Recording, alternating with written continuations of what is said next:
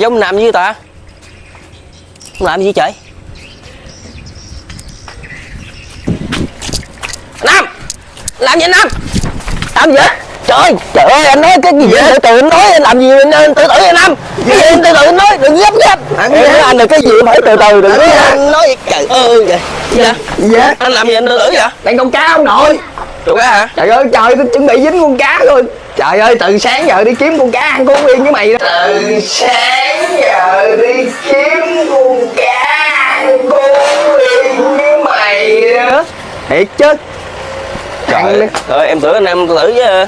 Tự gì tự? Ủa? Vậy mình tào lao hả ta?